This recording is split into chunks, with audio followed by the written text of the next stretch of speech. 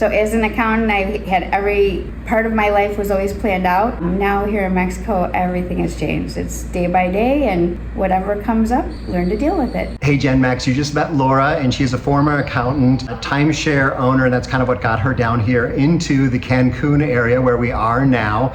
But let's have her kind of tell the story of how she made it from timeshare owner into being here full-time in Mexico, in Cancun. Okay, so about 30 years ago, I bought a timeshare here, really enjoyed it, obviously loved Cancun, and kept coming back for more weeks, more different periods of time. I think overall I was coming probably about 10 or 11 weeks a year, and I just always said I'm gonna one day live in Mexico. Probably more so Cancun, that's where I knew most. And I guess the COVID presented an opportunity where I was still working, and they said you're working from home, and decided Mexico was gonna be my home. So spoiler alert, that work from home in Mexico maybe didn't work out quite as well as Laura had planned. So here's the beginning of this best laid plans maybe don't always work out. That's going to be a theme that comes up multiple times in this story today. So let's hear where back home was and what she was doing and how that transition to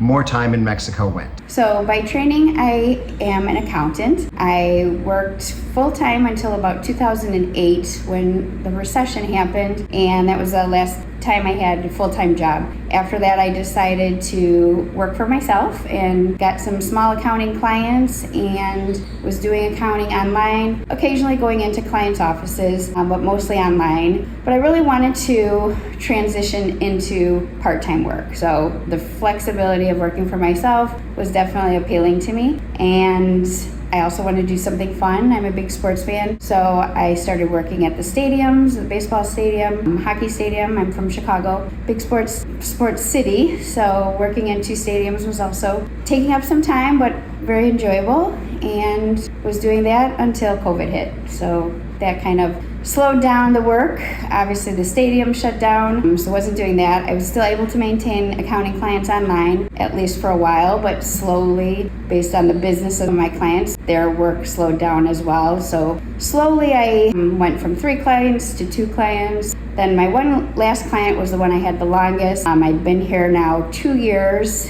and finally decided to sell my place in Chicago. So I sold that, landed here in Cancun thinking now this is another time I'm gonna make this full-time place, and was unable to log into my computer. Come to find out my access was cut off because they had wanted me to start coming back into the office. So that wasn't gonna happen since I was now living in Chicago or in Cancun. So I'm now unemployed. So a little bit of a kind of a roadblock into my plan to move to Cancun. Okay, so now Laura's homeless. She has timeshares that she can stay in, but she doesn't have a house back in Chicago anymore. That's now gone.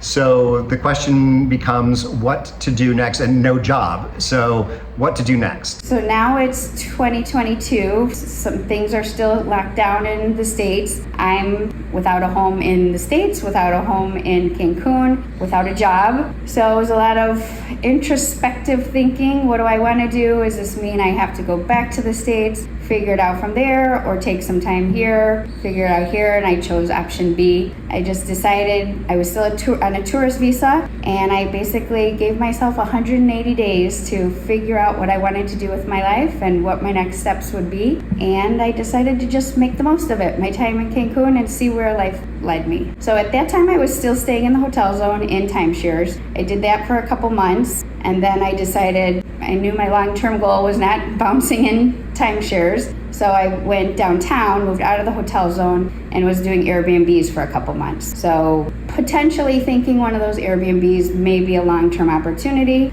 And it just so happened through connections, expat groups, I met somebody who had a retirement home who was from Canada, and she said if I wanted to, I could rent her house. So it was somebody I knew somewhat, and just somewhere I stayed and was familiar with the house, so I decided to take her up on that offer. Okay, so 2 good strategies for finding a long-term rental. One is to start out in the Airbnb, get to know the landlord. If you really like the place, talk to them about doing a more long-term rental, because it's a furnished rental. It's very easy for them to just say, okay, let's go off of Airbnb and rent for 4 months, 6 months, a year, whatever. That isn't always an option. Or meeting people and connecting with them that's usually the best way to get really good deals. So now she's jobless, has a home, but not in Chicago, and has that tourist visa, and the days are probably ticking down. So what's next in the story? So I found this place to live, but my tourist visa was running out, so it was time for me to go back to the States. And I had made this arrangement with this person to do a month to month. She said, if you go back to the States and decide not to come back,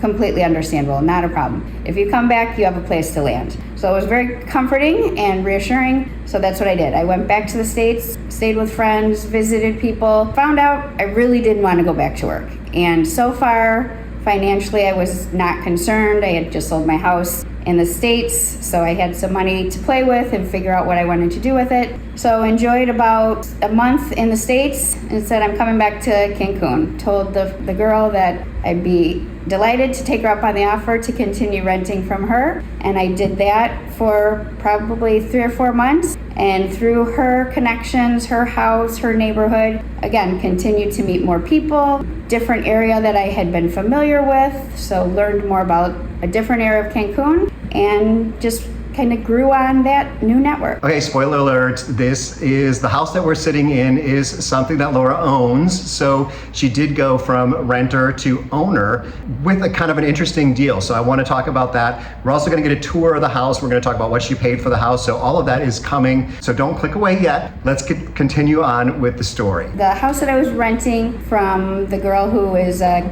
Canadian citizen, her house was built by a US citizen. He lived next door, and he also built another house in front of him. So I like to call it kind of the little compound that Brian built. And he not only built those houses, that's his business here in Cancun. He's been here for about 30 years. He's married to a Mexican citizen, so he has been fortunate to have businesses, and he builds homes, helps out a lot of people. Many know him in the expat community. And when I decided kind of my time as being a renter was up, he offered me some houses that he was familiar with, some buildings, places that might be good for me. And just so happened that one of his renters moved out, and this place that we're in now he said, if you want to move here, you can rent it, but I would encourage you to purchase it as an investment opportunity. It's a little bit big for me. It's 3 bedrooms. I'm just here by myself, but the price was right,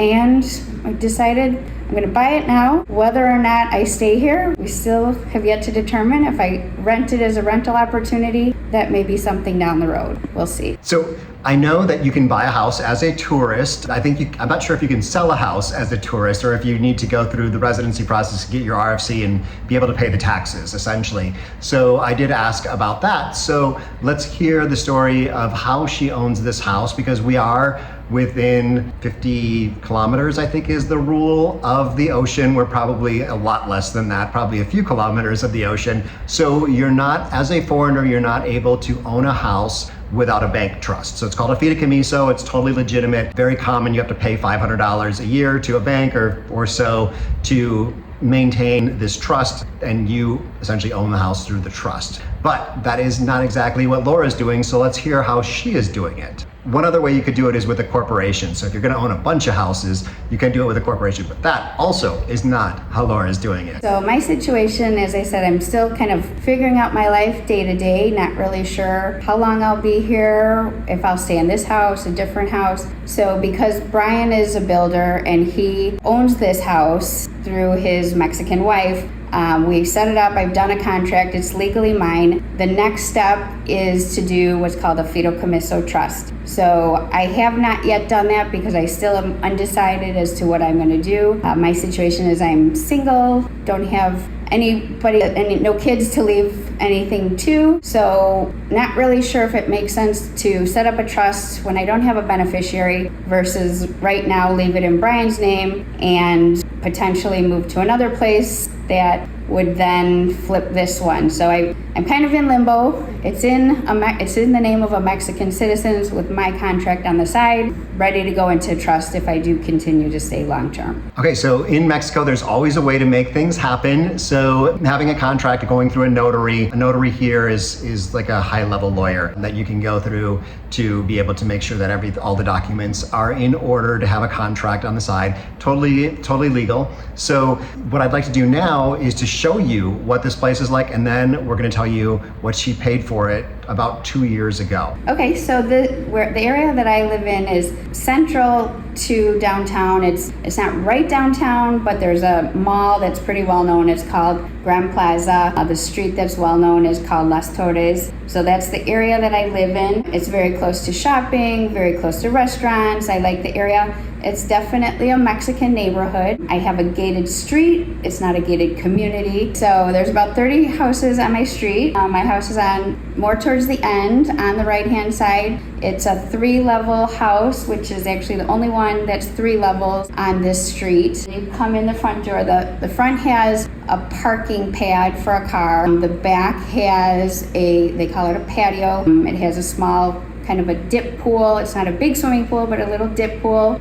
Obviously in between is the house. You walk in, you kind of come into the dining room / kitchen. I'm single, I'm not here a lot, so I don't do a lot of cooking, but it's a full kitchen. There's also a guest bathroom down here in the living room where we're sitting. Again, I don't spend a lot of time here, but it feels like home. You go upstairs, the second level is the master, so that's where I spend my time. It's nothing but the bedroom. It has a built-in closet, a master bath, shower, and then my bedroom. And then the third level has 2 additional bedrooms and 1 bathroom between those 2 bedrooms. Again, me being single, I don't use those a lot.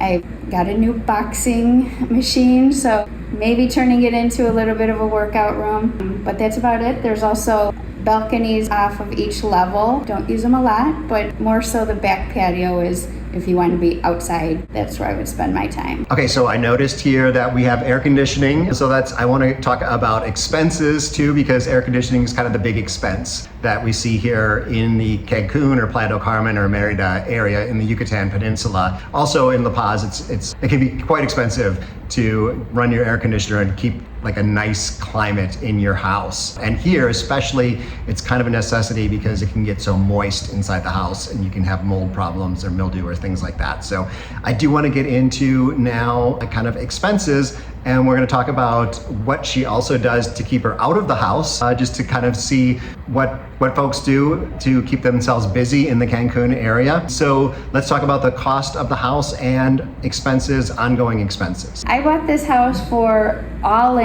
repairs, $100,000 move-in ready. That was helpful to me because I sold my house in Chicago for about $350,000. So now since I'm unemployed, I still have some money to play with until I need to tap into retirement accounts. But for me, this is like I said, a 3-bedroom house, similar to my house in Chicago, yet 1/3 of the price. So even though I don't use it, it's certainly good enough that I can make it work financially for me. If I do need to rent out the 2 bedrooms, that's an option down the road. Or if I find another place that may be more suitable or just a different location, I certainly could rent this out as well. I think this is definitely a very affordable place in terms of expenses, given that I don't have a mortgage or anything. The only thing I have is monthly expenses, and for here, air conditioning is a big thing obviously, but I pay 500 Mexican pesos every 2 months, so that's about $25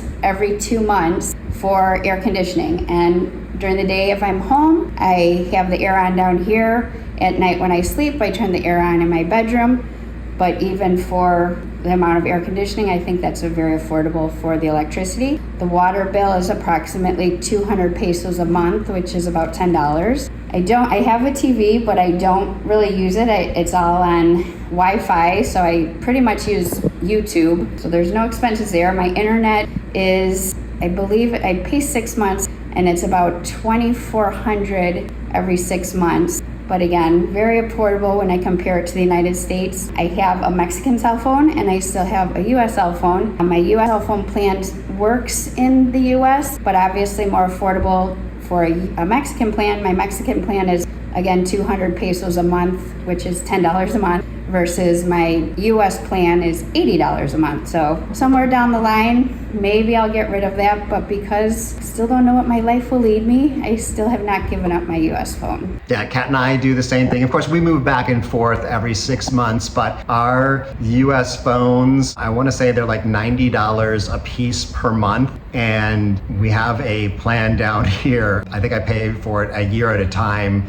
And it is around that $10 a month. So I have an eSIM in my card, so I have a Mexican phone number. That allows me to get communication from my bank and things like that rely on having a Mexican phone number. But it is so much less expensive cellular service down here. And that includes a few gigabytes of data too. So, for $10, you're getting some data. It's somewhat limited, but it is such a good deal. So I want to remind you, if you haven't already subscribed to the channel, that would really be helpful to me. Be sure, push the subscribe button, push the little bell icon, and even say, I want to get all of the notifications so you get notified of all future videos. If you're subscribed, make sure you click that bell icon. That just helps me out tremendously. So thank you so much, but let's get back to the interview now, and let's hear how Laura stays busy, because she's busy enough to not want to go back to work. So my days here in Cancun are very unplanned. I literally couldn't tell you what I'm doing day to day. It really is, I see a lot on the computer, see a lot what's going on in our expat groups, talk to friends, see what they're doing. I do have a close friend, as I said, the builder who renovated this house. He's still working, so I do frequently go with him to job sites, whether it be in Puerto Morelos, Playa del Carmen, here in Cancun. So we're in the car a lot, running around, stop at a casino here and there, go to the beach, and whatever comes up with different people. Every day is different. Definitely, if you're going to be moving to Mexico, you need to join the expat groups on Facebook. So Facebook, I'm not a huge Facebook fan, but the expat groups are so helpful. Also, WhatsApp groups is another thing. If you're going to be moving overseas, you need to get WhatsApp. It's free, and there are a lot of groups. I was over in Playa del Carmen just recently, and they have this spreadsheet of WhatsApp groups for anything you could possibly have an interest in. If you want to speak French, if you want to speak Spanish, if you want to speak English, if you want to go out on Friday night or Wednesday night or play trivia, there's just a little bit of everything over there. That spreadsheet was like 130 lines long, so of different groups. So let's hear a little bit more about the expat groups and what you can find from them here in Cancun. So when I decided I was going to live here permanently, obviously I knew I needed to start building a network. I moved here on my own. I knew people from my resort is the connections I had already came with, but certainly building a new network of new people. I relied heavily on the expat groups in Cancun. A lot of them are on Facebook, but there's a lot on WhatsApp, and they kind of pop up every year. Cancun tends to be a bit of a transient city because there's a lot of people who are only here for winter. Some people clearly live year round, but then there's also plenty of tourists. So different groups the aim is different. Some groups are open to tourists, some groups are open to vacationers, some are open. I was actually in charge of leading the girls group here in Cancun. There's groups that have all different ethnicities and backgrounds, some that say only English speaking groups. So you can kind of find a little bit of everything. There's one that's called Your Mexican Dream, and they have a lot of different things. They have games night, they have explorer nights, they have yoga, they have sports, they have running, they have all kinds of things. Then there, as I said, some with just English speaking people, so that's more just networking. Some of them promote your businesses. Really, pretty much anything you can want, you'll find in some group, and they pop up, then some die down.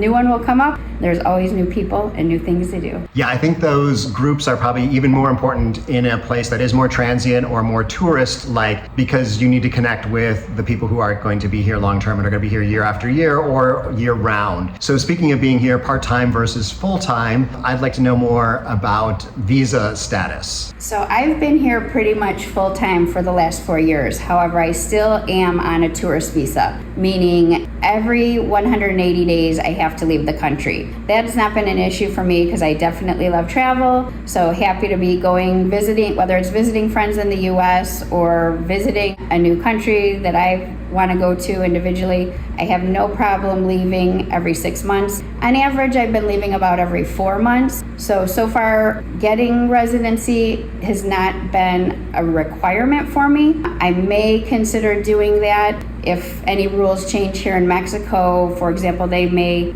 shorten the time frame from 180 to 90 days. I'm not suggesting I've heard that. I'm just saying it's a possibility because the rule here in Mexico is you can get up to 180 days. In the Cancun airport, they have automated terminals. So if you go through the automated terminal, you automatically get 180 days. If there's ever a change and that time were to be changed, shortened, potentially that would encourage me to get a temporary residency, which is not a challenge. You generally start that in a consulate outside of Mexico. I've been kind of keeping my ear to what's going on to see where it might be easier to get your first step of the approval process. Some cities have higher financial requirements. Some take longer for the turnaround period for your interview. So depending on what my future brings and where I am, that could be a step that I take, is starting the residency process. And now in 2025, we're shooting this in February, actually. So there still is I think it's called the RNE, the regularization program. So that is an option too for Laura if she wants to kind of overstay her visa and then go through a program where you don't have to go back to the United States. You don't have to prove your financials. A lot of people are doing that. It's a little more expensive because you have to pay a fine for having overstayed your visa and then go through that process. And it's really something it's smart to do that with